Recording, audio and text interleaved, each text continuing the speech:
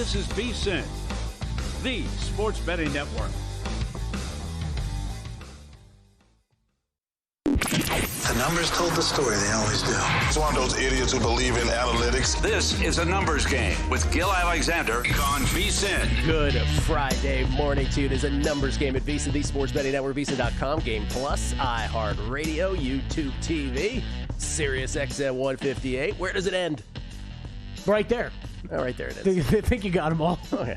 It felt like a longer list today than normal. It's Gil Alexander. That's Kelly Bidlin, everybody, on a Football Friday. Yeah. Here on a numbers game. Although a Football Friday today, we might be a little hampered, like a little hamstrung, because the Felica part of the Football Friday might not make it today. He's in travel hell. Yeah, planes, trains, and automobies for Chris Felica today. And he's only trying to get to Iowa, right?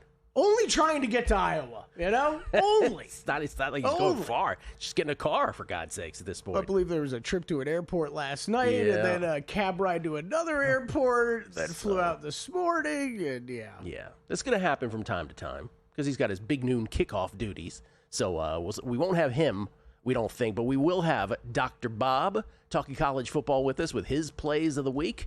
Steve Fezzik. Have I mentioned that he's the two-time winner of the Super Contest? That's for you, GRP. Are we sure? Coming up on the show as well. Estamos seguros? Question mark. Dave Ross, co-host of VSiN by the Books. How about that? Two co-hosts from VSiN by the Books on back-to-back days. What an honor for us, Kelly. Yeah. What an honor. Then NFL Week 1. Kelly and I just roll through everything. What are we betting? What do we not bet? What are we thinking about betting? All that stuff. As we head into the first Sunday of the National Football League, preceded by the first Friday tonight in Sao Paulo between the Chiefs and the Chargers, which, of course, was preceded by the true opener last night in Philadelphia, where the Eagles beat the Cowboys but do not cover 24-20 in what was one of the more bizarro openers in terms of, man, if you had the over in this game, good God, a historical beat for you. We won't call it a bad beat, but a historical outcome, let's put it that way, which we'll get into. Dallas at Philly, opening kickoff. Poor Ben Van Sumeren gets hurt for the Eagles. He has to get carted off. The poor guy didn't have the dignity of a proper injury send-off because Jalen Carter was busy spitting on Dak Prescott. And as later footage showed, Dak was in his huddle, approached his two offensive linemen who had their backs to Jalen Carter, because it's a huddle after all. He spits on the ground. Jalen Carter, who was 3 yards beyond the line of scrimmage, I don't know if he took offense to that, if he thought he was getting spit or whatever. He spits on Dak Prescott. It is clear as day in the video, right in front of the ump. He's gone. Right in front of the umpire. Gone. We often complain about technology, Gil, but oh boy, were there many different camera angles of that whole situation. And a ref right there. We usually complain about the refs, right in front of the ref. That was quite the spittle. You know what? It's unfortunate it ended this way, because I kind of liked it. Opening before the game even gets going, Jalen Carter in there mixing things up. Apparently he was talking trash to the rook, right? Like, rookie guard, I'm going to be in your face all night long. That's where it was going. And Dak, being a good quarterback, step in, get out of the huddle. Yeah. And, maybe Dak, good gamesmanship. And if you're the Cowboys quarterback, you might need to do this all season. Spit, not directly at him. The angle of the spit matters here, Gil. Induce a retaliatory spit. Exactly.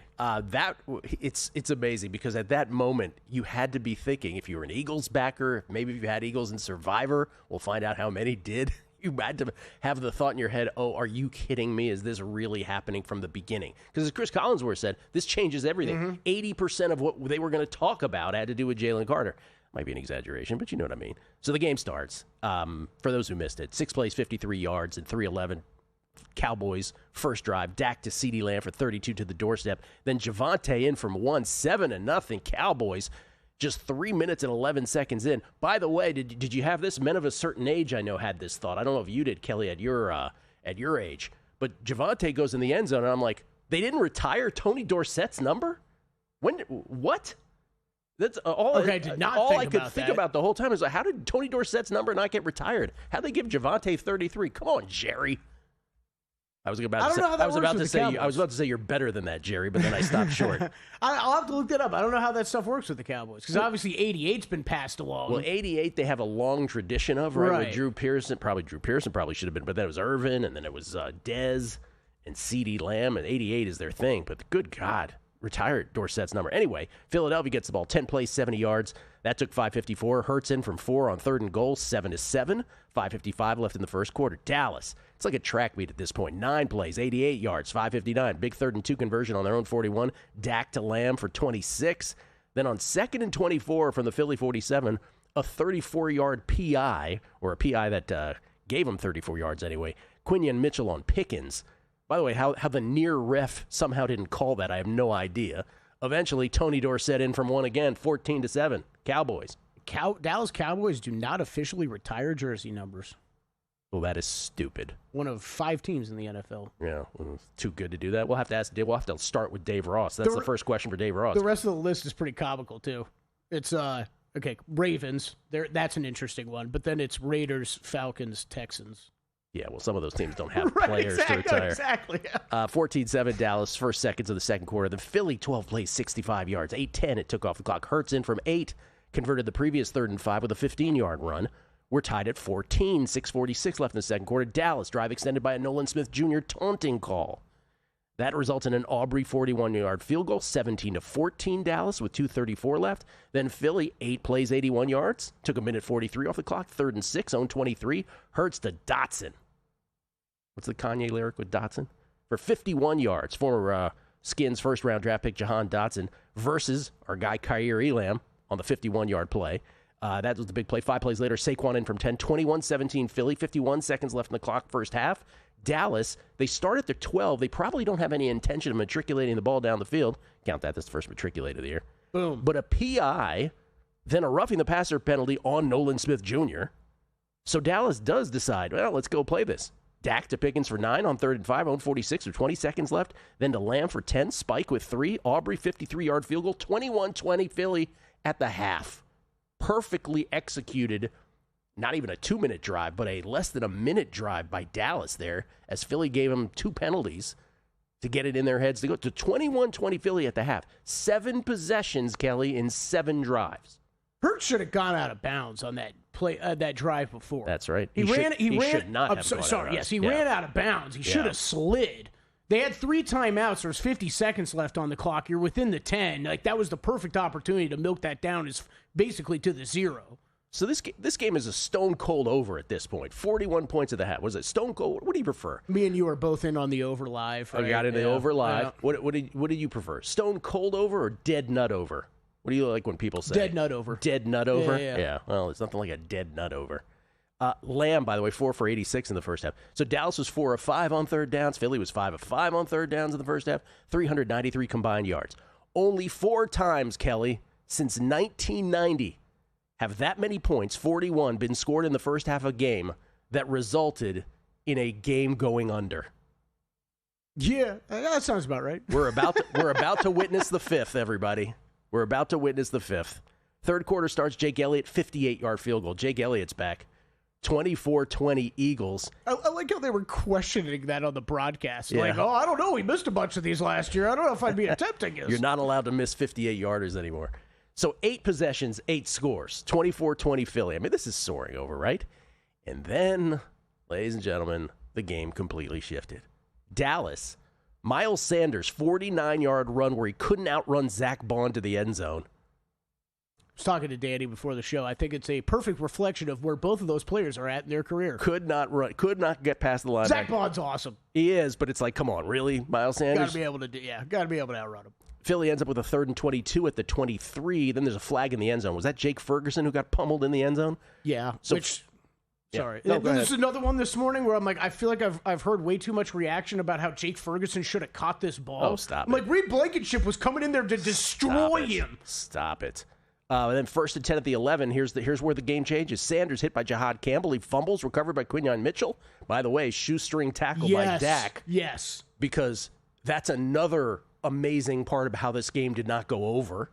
So Mitchell gets tackled. And then I didn't catch that one live either. That was one I needed to see a replay of later. Too. I was like, whoa, that was way bigger than I thought. I mean, we're going to stack up, first of all, 41 points in the first half. This is only the 5th time since 1990 that a game did not ultimately go over. But think about, so the shoestring tackle by Dak is item number 1. Well, the fumble is item number 1. The shoestring tackle is item number 2.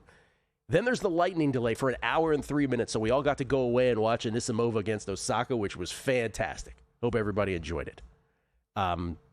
Lucky for tennis, although tennis is messing it up today, but that's a whole other story we'll get to. And then here's the rest of the game. You ready? Philadelphia 3 and out, first punt of the game. Dallas, first play, fourth quarter, 3rd and 10 at their own 49. Crossing pattern to Lamb, he drops it. They got a punt. That's okay. He'll get it together. He'll have many more opportunities. Philadelphia drive, including 2 successful 3rd and shorts on Tuchus pushes. Punt. Didn't matter. Dallas, punt. Philly, 3 and out. Dallas takes over with 3:02 left at their own 18. Down 4. 2nd and 5 at their own 23. 2:57 left. Deep pass to Lamb, perfectly placed by Dak. Straight drop. Would eventually lead to a 4th and 3 at their own 45 with 2 minutes left. They're pontificating on air. Should they go? Should they do something? Should they? Of course they should go for it. Even with 3 timeouts. Deep to Lamb. He dives. Can't corral it. Dallas has all 3 timeouts, but they can't stop the Eagles. Ball game. Lamb 7 for 110, but 3 massive drops in the second half, in the fourth quarter to be specific. 5th game since 1990, as I mentioned, with that many points scored in the first half that remained under. Score on first 8 drives, then none on the last 7. Man, oh man. So Philly survivors get through. Philly does not cover. Dallas does. Philly's 1-0. Dallas is 0-1. I got to say, I was... more impressed by Dallas or more concerns for Philadelphia? More concerned with Philadelphia because Kevin Patullo was taking over offensive play calling. A keener eye than mine would have to confirm this, but it didn't look like there was much adjustment to anything in the Philly offense. You? I would say the same. Yeah. Interesting. Coming back, Dave Ross from By the Books on UFC and football next. If you're serious about football betting, VSiN's got your weekend game plan. Fridays at 7 p.m., it's the Circa Friday Football Invitational. Saturday morning, VSiN's college football tailgate show at 9 a.m., breaking down matchups, props, and big-time bets. Later that night, join the football contest show as the sharpest betting minds give you their picks for Sunday's game. And Sunday at 9 a.m., lock in with Mitch and Paulie on VSiN's Pro Football Tailgate Show. Your final stop before kickoff. Check out the full lineup at VSiN.com and join us on the Sports Betting Network.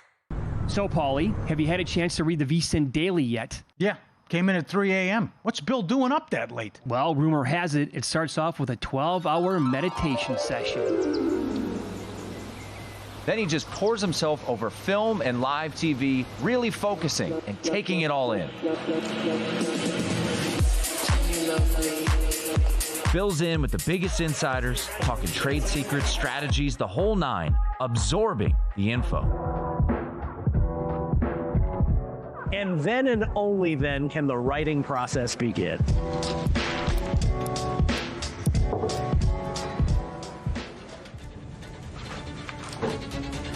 In Las Vegas, Bill's late night becomes your early morning. Wake up to the very latest betting insights in your inbox with the VSiN Daily.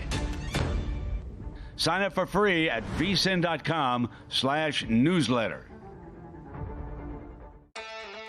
On the next edition of Prop Points, we'll start off the show reacting to all the action from opening night between the Cowboys and the Eagles. We'll see how many of our favorite bets cashed. And we have a Friday night football game in Brazil between the Chargers and Chiefs. We'll get you all set to bet on the best player props out there in the market for that Friday matchup. And of course, all the NFL games kicking off on Sunday. I'm John Hansen. Tune in to Friday's edition of Prop Points at 1 Eastern only on VSiN, the Sports Betting Network.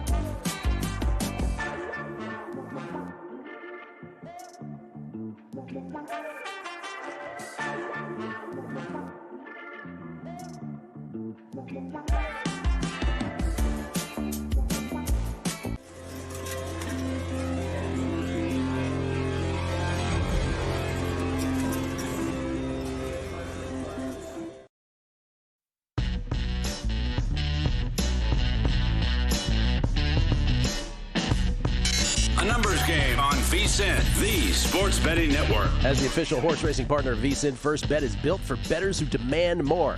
I demand more. First Bet isn't just about placing a bet. It's about helping bettors of all levels with proprietary AI handicapping tools that provide data-driven insights to help you make smarter bets.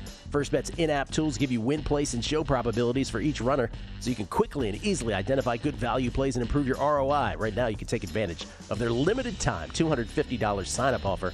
And to claim your bonus, just use promo code VSiN250. It's that easy.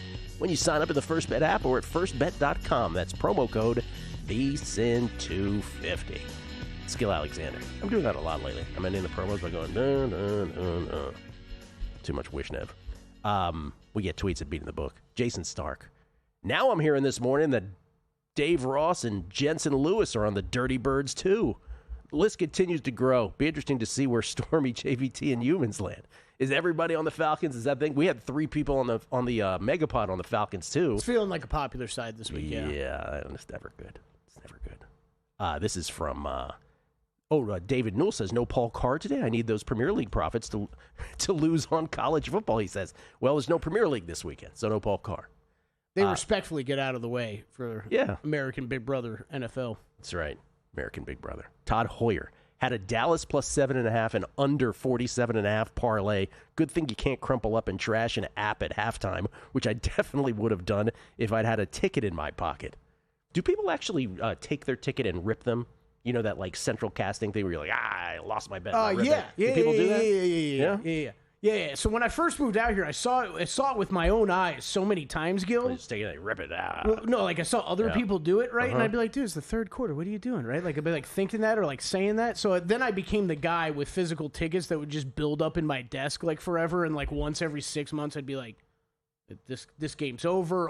I'd be like, the ones that won, you always cash. They're all just losers, just a stack of losers. And you're like, let me clean out my desk, get rid of all these. Todd Hoyer was trying to rip his phone. He's like, I can't do this. You can't rip your app. This is what we say all the time, though. If you had those bets, and especially that parlay, remember it for the whole season. That's right.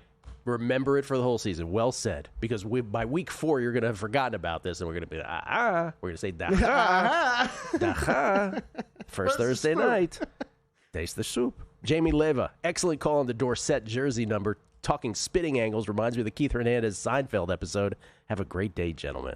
Las Vegas 514, yo. Not since Blue Jays Roberto Alomar spit in umpire John Hirschbeck's face in '96 have I seen such a disgusting display of sportsmanship. Give him no less than 5 game suspension. Absolutely disgusting. You have to understand Las Vegas is a Skins fan. He's a Commanders fan, so he's like, absolutely nothing less than 5 games.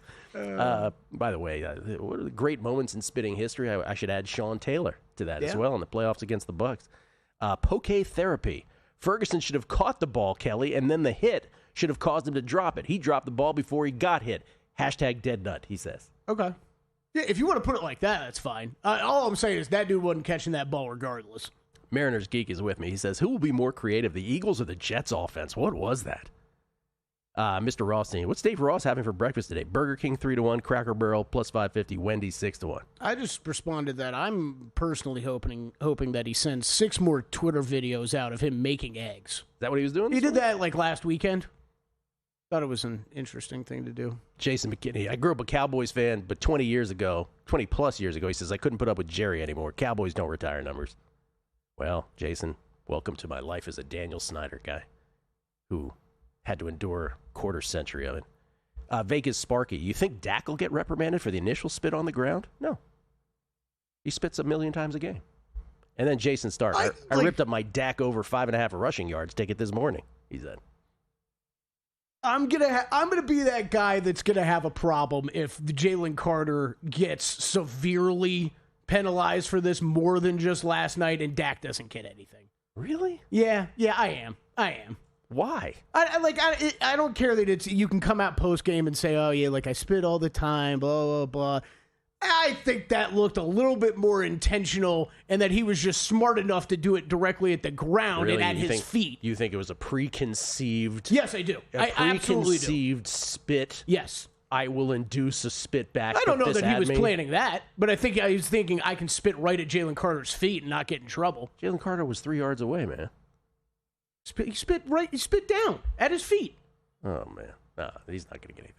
He's not going to get anything. I don't think he will either. I don't really think Jalen Carter should get anything more than he got last night. Jalen Carter kind of, for someone who spat on another player, he kind of handled it well after the game.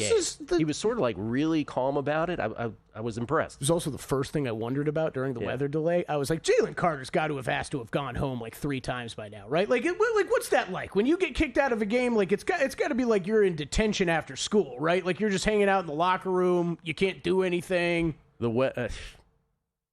How about that weather delay, though? Has ever, you said this off air. Has ever a weather delay, and I admit there was the fumble too, right? That preceded it. But has ever a weather delay just deadened a football game? I mean, it might be hyperbolic for us to say right now, right? But like I never remember a game feeling like it changed so much. I sort of had that sneaking suspicion when it went. Did you get the tweets where it was like, yeah, they're not going to resume till 11:30 Eastern, 8:30 Pacific. Everybody on the East Coast that I taught was like, I can't do this. I'm going to bed. Yeah, we were texting with Montesano. I know that was his reaction. Tim Lawson, same reaction. If it was week 7, yeah, I bet you I would have called it quits. But I was all jacked up, man. We were watching a great game. I was like, fine, I'll flip over some tennis for a while and come right back. And how about that tennis? Tennis was great. Women's semis yesterday. The second match was a near classic between Osaka and Anisimova. I believe that was the women's final last night between Osaka and Anisimova. Those two players played better than anyone else have played better than anyone else in this tournament, Iga and Sabalenka included. We got another win. Our only play yesterday in tennis was the over in the Sabalenka-Pegula match. That was easy peasy. Pegula won the first set 6-4. Sabalenka came back to win the match in 3. And so that's another cash. That's 7 out of the last 8 now in tennis. I have one play today. It's the men's semis at the U.S. Open in Flushing. And in a very peculiar scheduling move by the U.S. Open, which works out, maybe it's not a peculiar move because maybe they had football in mind. That's the only explanation I can come up with here as to why they decided to put Alcaraz and Djokovic in the middle of the day. It's the only explanation I can think of. Oh, it has to be. Because they got Sinner at night, right? They got Sinner at night playing Auger-Aliassime, and for as much as I love Auger-Aliassime, he's going to get beat. But I got the over in the Alcaraz-Djokovic match. I think that this one will actually be I'm expecting a tremendous match. I'm expecting Djokovic to come out like he knows it. He goes, if I'm ever going to win a 25th slam, if I'm ever going to be the only one, men or women, to win 25, I got to get this done today. I gotta get there. Now, can he beat Alcaraz and Sinner back-to-back? No, he can't. Can he even beat Alcaraz? Very doubtful. But here's the thing. He actually plays Alcaraz well. He's got a Sinner problem. He's got no shot against Sinner. But against Alcaraz, he's won the last 2. Alcaraz is actually seeking revenge. Revenge spot for Alcaraz. Watch out. But either way, I like the over here. I like this to go 4 sets minimum. I don't think this is a straight setter. I got the over 37.5. Over 37.5 is still available right behind us at Circa. It's available in a lot of spots. I got it at minus 119. You will play a few more cents in juice there for the 37.5. I suppose it could go over with 3 ultra competitive 3 sets to begin, but I'm expecting a 4th set here between Alcaraz and Djokovic, the daytime match at Flushing. Money line on this, Alcaraz minus 380, Djokovic plus 290. Boy, and then later, Jannik Sinner minus 2,500 versus FAA. I see minus 3,300. That is wild. And let me just give you an idea.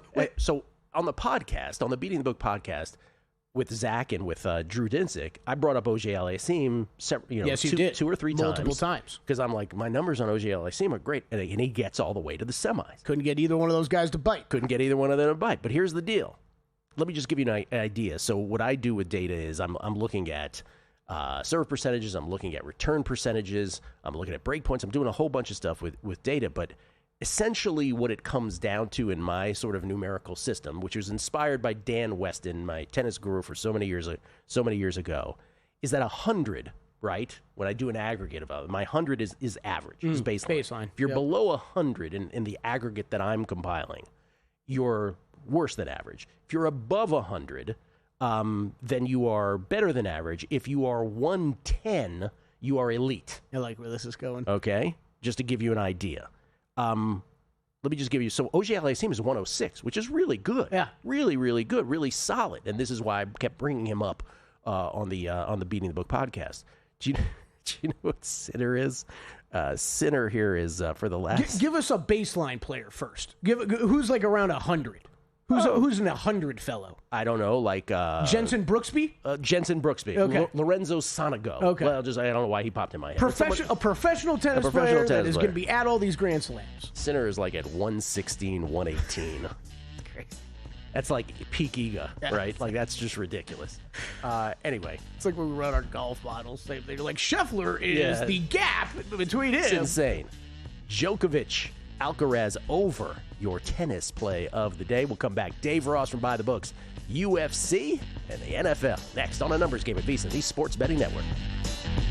There's no better time to join VSiN Pro. Right now, get started for just $9.99 for your first 30 days or save 50% off with an annual subscription. As a Pro user, you'll get our newly updated NFL betting guide, as well as the college football betting guide, the ultimate playbook packed with expert picks, team previews, and best bets. Plus, you'll unlock exclusive features like real-time betting splits, daily best bets, and full access to the VSiN Watch app. Don't miss out. Head to VSiN.com/subscribe and join us on the Sports Betting Network. Get your edge this season with VSiN's College Football Betting Guide, exclusive to VSiN Pro subscribers. It's packed with 136 team previews, preseason top 25 rankings, and best bets from our experts. Pro subscribers also get the NFL Betting Guide, daily best bet emails, exclusive splits, and full access to our premium betting tools. Sign up now at VSiN.com/subscribe for just $9.99 for your first 30 days. Or save 50% with an annual Pro subscription and join us on the Sports Betting Network.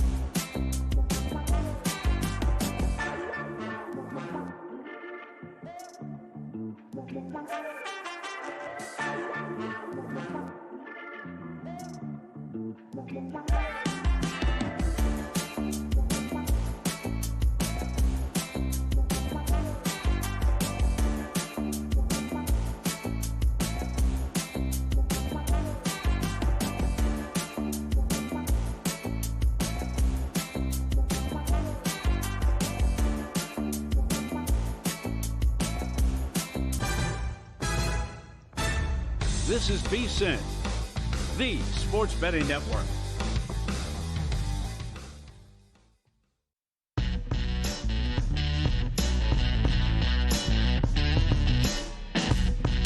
A numbers game on VSiN, the sports betting network. Back on a numbers game, live from Circa Resort Casino, downtown Las Vegas. Football.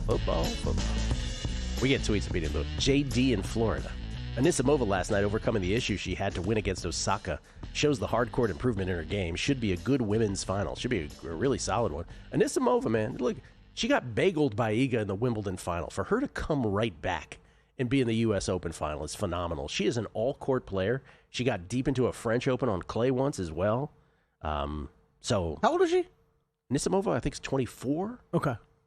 Yeah, I thought she was still young, and you're she started building up the resume. Super young, yeah. Never won a slam. Nemesis Enforcer. Dorsett's 33 been in rotation for training camp, preseasons, and a few regular seasons. Never seen 12, he says. Just saying. What does Bill Maher say about that kind of stuff? Nemesis Enforcer. He goes, if I could only put my finger on what that could be. Carter Wiltshire. Over under, everybody's making these kind of jokes. Over under 115.5 miles per hour on Jalen Carter's ride home in his Hellcat. That'd be funny, but someone died, Carter. So, I hear what you're saying. Chris Heath, shout out Zach with Anisimova plus 350 for the final. Is that what Zach had? Plus 350 Anisimova to make the final? And by the way, never rip a ticket. There could be a pitching change in a football game for all you know. Yep. There could be a pitching change in a football game. You're absolutely right. That's why you keep them tucked away in your desk for several months. By the way, shout out Zach plus 350. Here's the thing, Zach, though. The VSiN Picks page is inherently biased against tennis bettors. You won't even get credit for that on the VSiN Picks page because we only go back 7 days on that stuff. Yeah. On the experts page. Whereas you golf people, you get your little futures graded. Anyway, Clone Bone. I agree with Kelly. If Carter gets something, Dak should too. Spitting 3 yards is no challenge. There was intent. Numbers game investigation. What distance of spit is intentional? Gil and Kelly, one segment measuring spitting distance. I love this tweet. I really wanted to continue this conversation. One segment measuring their spitting distance. I mean, look, and I don't blame Dak. I think it was hey, get away from my rookie, get out of my huddle, and a little Haktua at your feet. A little Haktua. Whatever happened to Haktua? She had her moment back last night. Yeah. Jason McKinney adds, he goes, after I was a Cowboys fan, I became a Pats fan. Not sure I upgraded. Went to bet the over in-game at 17-17, and it was 60.5. Too scared to pull the trigger either way. Went home, watched Halloween show because that's what the family wanted to do. Couldn't believe the final. Looks like I watched the best part of the game. And Steve the Proxy, 2006, Cowboys normally well-mannered and modest wide receiver Terrell Owens gets irritated with tight coverage and hands in the face and spits in the face of D'Angelo Hall. T.O. gets a $35,000 fine and a pissed-off Bill Parcells to deal with. Mm-hmm. That was it for discipline. Thank you for that historical perspective there, Steve. See, Jalen went to the chest, went to the heart. The face is we got a rule on that, too? Yeah. Where it ends up? I mean, well, yeah, if you're Dak, you got to be able to see. Total results-based suspension based on where the spit landed. Get into it deep. All right, let's do this game by game, shall we? Again, starting out. Do you have anything on tonight's game? Because I do not. We've got Dave Ross standing by. Oh, we do have Dave Ross. Hey, ladies and gentlemen. We were juggling, sorry. His podcast is over. First Strike, fantastic UFC podcast, which he hosts. He's also, of course, the co-host of Buy the Books, which he does with Jensen Lewis here each and every morning preceding this show. Ladies and gentlemen, courtesy of the Progressive Guest Line, it's Dave Ross in the hizzy. How you doing, man? Look at him. Wow. It's great to be with you guys. I thought for a second you might have forgotten about me. I understand because I was going along in the podcast. So I appreciate you guys buying a little time there. It was a fantastic pod with Britton Hess and Rob Moreno. Wherever you get your podcast, check that out. Shameless plug. And guys, I'm still a little bit bitter about the Cowboy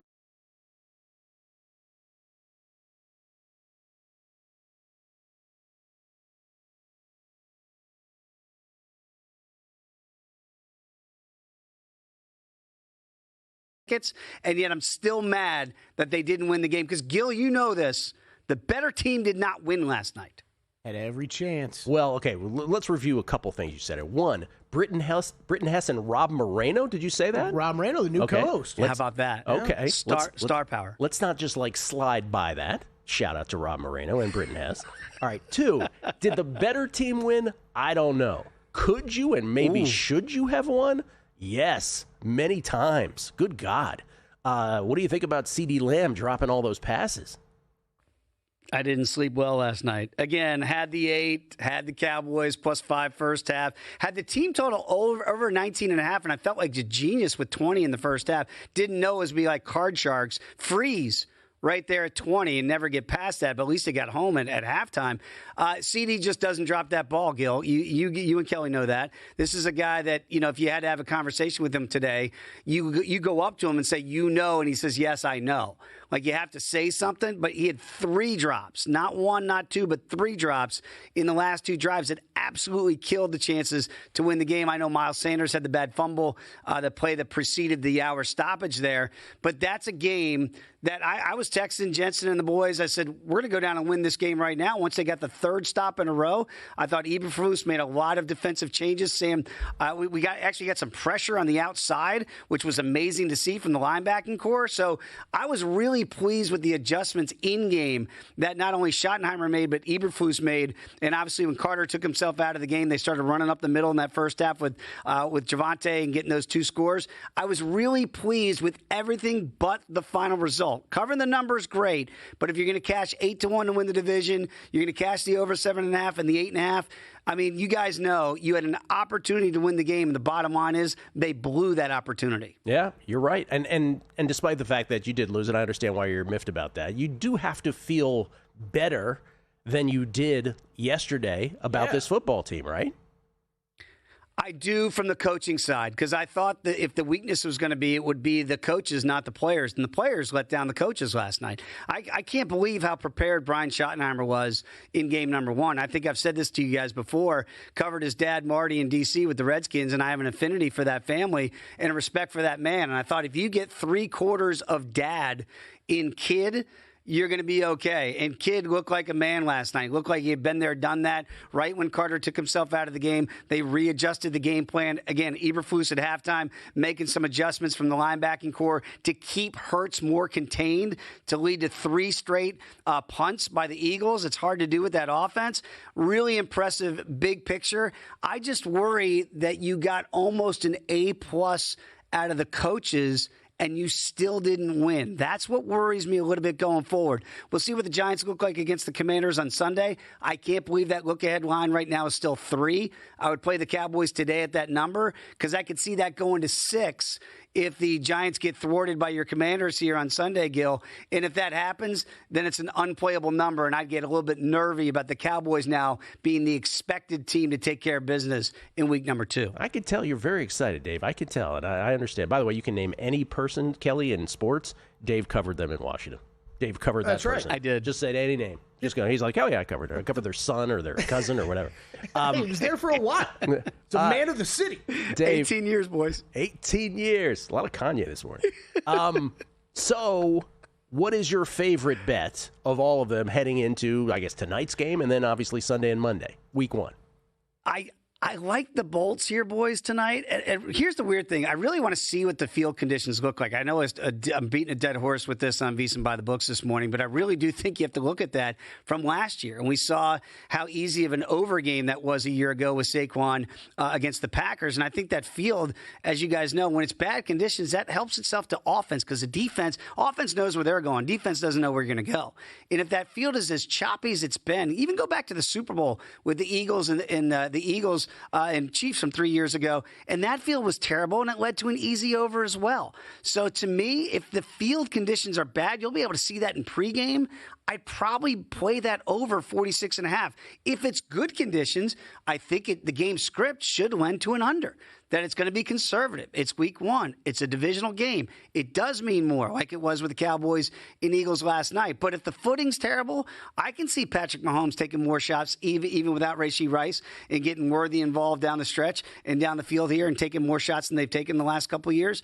So if the field's bad, I'll probably be looking to an over. And if it's good, it's either going to be a stay away or to the under. And I'm going to get that look in pregame when they walk the field. If George Toma was doing the field, I wouldn't worry about it, Gil, but I don't think George Toma is going to be in Brazil tonight. Kelly doesn't understand that reference. Nope, not at all. George Toma was the groundskeeper in Kansas City for the Royals initially, and then he became like the guru of all of these, and he spread out. The guy in San Francisco. If they needed like big time field maintenance, they were like, call George Toma. Wow. Okay. Oh, yeah. Oh, it's a big deal.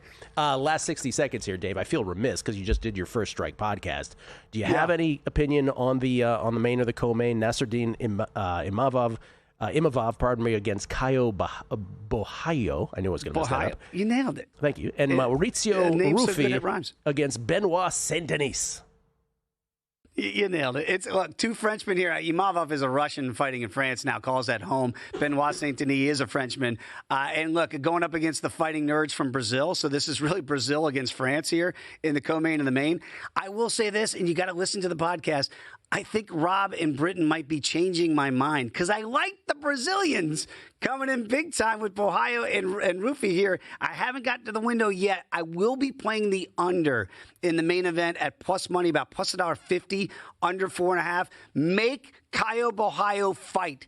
Imavov will do that. And that means Borralho could be the killer again and get Imavov out of there, or Nasruddin with the hands like we saw against one of the best middleweights of all time, and Israel Adesanya knocked him out. I like an under. Somebody's going down. I'm not quite sure who. That's why I'm playing the under 4.5 at plus money. Dave Ross, everybody. Greatest dude in the world. Then you find out he's a Cowboys fan and you think differently about him. That's what you do. Thank you, Dave. Everybody can't be perfect. That's true. Thanks, boys. Dave Ross, everybody. Co-host of By the Books with Jensen Lewis each and every morning right here on the network. Coming back, week 1, game by game, next. As sports fans, we may cheer for different teams, but there's one thing that we can all agree on. We want the game to be big. And with 3 levels, 30 cabanas, a 143-foot screen, 6 clean pools, and endless cold drinks, it doesn't get any bigger or any better than Stadium Swim in Las Vegas. All sports, all seasons. It's more than a pool deck. Stadium Swim is the only thing like it in the world.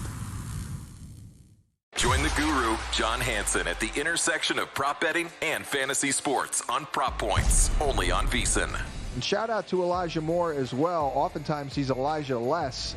Keep in mind, Sean Payton is evil for fantasy football. John and his guests will help you find the connection between the two and give you his expert advice on how to capitalize when a number is too good to pass up. Prop Points, weekdays at 1 p.m. Eastern on VSiN, the sports betting network.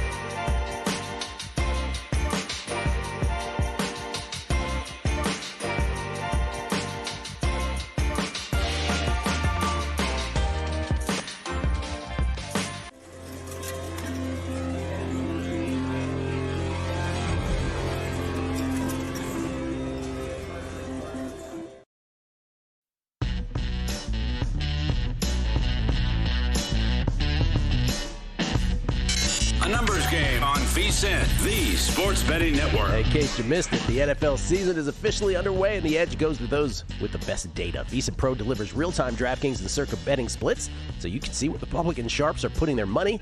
Add in an email recapping all the daily best bets from our show hosts and guests, 24/7 video on the VSiN Watch app, and exclusive pro tools at VSiN.com, and you got everything you need to stay ahead all season long. Sign up now for just $9.99 or save 50% with an annual subscription. Visit VSiN.com/subscribe today. That's VSIN.com/subscribe. It's Gil Alexander. We get tweets at Beating the Book. Always appreciate it. This is from Bill Hooker. He is betting the match today. He goes, I have Djokovic to win the first set, then Alcaraz to win the match, plus 380 for some pizza money. Okay, Bill, good luck. That'll work out for both of us, most likely. Funhouse. Gil, I don't bet tennis, but when you see a minus 3,300 favorite, I'm assuming that the odds might as well be minus $1 million, right? If the possibility of retiring due to an injury didn't exist, correct? Well, I don't know what the retirement necessarily has to do with it, but yes, he's a massive favorite in this match. And Sinner, we're talking about Yannick Sinner against Felix Auger-Aliassime. Sinner is just insane. What was it? Bublik? Bublik crushes Tommy Paul and then loses to Sinner 6-1, 6-1, 6-1. He walks off the court. He goes, dude, you're insane. Like, I'm not even bad.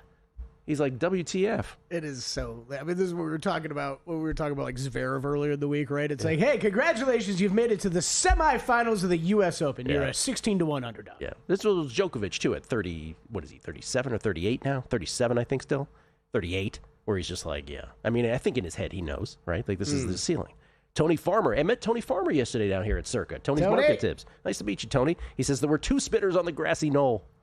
Talking about Seinfeld. Brad Magnus. Did Dak not smirk after he spit? Remember during the pandemic when players weren't allowed to spit? LOL, good times. Jeez, remember that. For real, right? Jason H11, what an insult dragging Hawk Tua into this. She never targeted the face.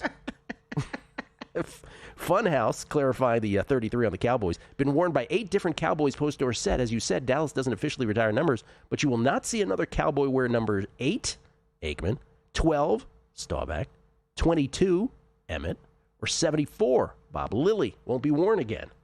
So apparently those are the sacred 4 for the Cowboys. I guess so. Kevin Ryan, Gil loved the NFL's magic show last night where they turned a lamb into a goat. I see what he did there. And this is mine-nfl.de. I think this is from Germany. Deutschland. I was anxiously awaiting for the Megapod, hoping it would return, and boy, did you deliver. Still waiting for that tennis match live stream to bet on tennis. So glad you're back. Thank you. And Dell, Mind the Gap Radio. As a lifelong Dolphins fan, the Cowboys are the NFC version of Miami. Potential, but always disappoints. Missed it by that much. Is that Maxwell Smart from Get Smart? Cabo Steve. Can't recall an impactful weather delay in football either, but being a Cubs fan, Game 7 2016 World Series sure helped. Oh, great moments in rain delay history. I'll still say that was it Davis for the Indians at the time? Rajai Davis. That home run he hit to tie Game 7 of the World Series.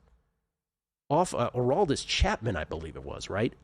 Like a choked up bat. We were just discussing his age yesterday. Yes, choked up bat, a World Series game tying. Was it a 3-run shot, I believe, in the 8th or the 9th? Don't remember. If Cleveland ends up winning that game, that goes down as one of the greatest, most hallowed home runs in the history of World Series and baseball lore. But instead, the rain then comes and the Cubs get it together and win. And the Cubs break their World Series drought since 1908. I like that we were we'll circle back to one tweet. I like that. I'm going to keep this conversation going. No, we did talk this through already. I don't think that Dak thought he would get a retaliatory spin. My God. But he knew exactly what he was doing, Gil. He knew exactly what he was doing. You're giving him way too much credit. Hey, if you're the Cowboys, you got to play these type of mind games, mental warfare all season long to give yourself a chance to win games. I will say what Dave was saying. Dave is a Cowboys fan, unabashed. But that is the difference, right, between football and, say, baseball or basketball. Baseball with 162 games, basketball with 82. In football, you got 17 games. That game doesn't come back, right? You're 0-1. It's such a small sample size. Every football season is a small sample size. There's no feel-good losses. No. Yeah. No. Real quick on baseball, because we just mentioned somehow we got to a baseball thing. MLB September, first update on September wins. Watch this list of undefeated teams, because this is who everybody had, right? Yeah. Rays and White Sox are 4-0. Giants, Nationals, Pirates, and Orioles all 3-0. Good God. Come on, Giants. You know what stinks? What really stinks, because I know we got a lot of these questions, and we didn't know. We didn't know how books would handle this because they were fair questions to ask, but I have not seen anybody post up. Like DraftKings was doing kind of like the everyday. Oh, no one cares anymore. Nobody cares anymore. We're the same. Football is kind bad. of feel the same but way. I wanted to see odds today with this kind of start. This is ridiculous. White Sox 4-0, Nats 3-0, Pirates 3-0, O's 3-0. Come on. I mean, those four teams would be where? In the bottom of the MLB power rankings. So somebody has a bet on one of these teams at ridiculous numbers, and they're getting real excited here on September 5th. To football. Yeah. Tonight, Sao Paulo. This is a game, Kelly, where I have absolutely no bet on pre-flop. Nothing tonight in Sao Paulo. Me either. I hate to say that I don't like. I have limited opinions. Like Dave just kind of talked about it. I think the field thing after last year is such an issue to me that I would be very careful with the total. Because of that, I wouldn't be messing around with the total. I actually think Dave broke it down pretty well. Are we not over? We have a sample size of 1 here on this field. Like, are we not making too much of this? Yeah. Here's the problem though: is I've become the guy who, and it's fine. You could classify me as part of the group that's making too much of this. Yeah. I don't trust any field outside of a regularly used NFL field in the United States.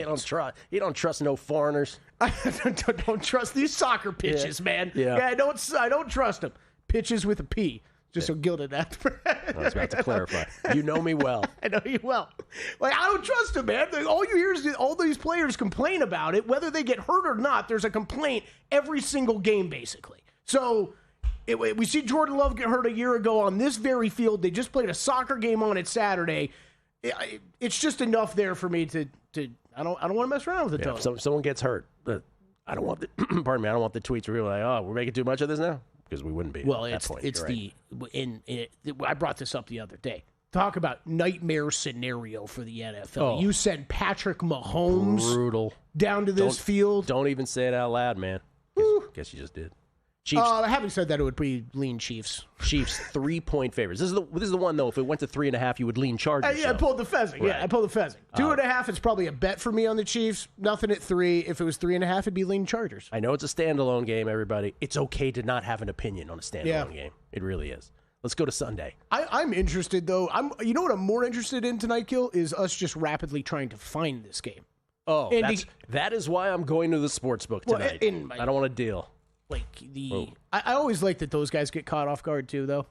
I know, like they always get caught off guard. Well, what was it? What was it last night? What was the thing? Oh, bookmaker and offshore, one of the pillars of offshore. They didn't put up any in-game numbers on the Philly-Dallas game till like 10 minutes in. It's like, did this sneak up on you guys? Right. Did the NFL season surprise you? And then how a lot of these casinos work. Like, I think Circa's one of them, and there are most of the casinos in town work this way that have a big sports book, right? The sports book sets basically what channels are available for you to put on TVs based on what games are going that night, because they're usually pulling from sports packages, right? So a lot of time you'll get the bartender, if we were at the bar right here, the bartender might be like, oh, of course we've got the NFL game. And then he goes to his list of games and he can't find it anywhere because it's on YouTube. The answer is YouTube and YouTube TV for those who subscribe to tonight's game. Yep, the NFL. What does Todd call them? Chazers. That's his mispronunciation of Hebrew. Say pig. I am interested in seeing, though. I'll say this from a football fan standpoint, right? And us, we've been breaking down these teams all summer. Been a lot of talk about this Chiefs explosive passing game. Is it going to return? I don't know if we see this early in the season. I think this is something that's going to take a little while to develop, but I am curious to see that this season. There's a lot of people that think that's going to happen. And the Chargers. This is a team I went into the offseason pretty high on. I thought this could potentially be a 3-team race in the AFC West. Rashawn Slater goes down. I think my opinion has changed a lot on this team over the summer, and I don't have nearly as high hopes for them. I'm interested to see what they can do tonight. Can we get one in here from Sunday? Mm-hmm. Let's do Steelers and Jets. Steelers 3-point favorites on the road against the New York Jetropolitans. I am on the Steelers. I don't quite understand why this is only 3. I get it. They're the road team. But I'm just saying, I feel like the Steelers are just a better football team all around. By the way, it's 3 reduced juice. We even saw some 2.5s creep up here and there. It is the double revenge, right? Aaron Rodgers, Justin Fields. I don't get why this is what it is. Maybe I will get it Sunday. I'm higher, though, on the Steelers than most are. Is this one you've bet already? Yes. At 2.5 or 3? 2.5. Okay, yeah, because there are 2.5.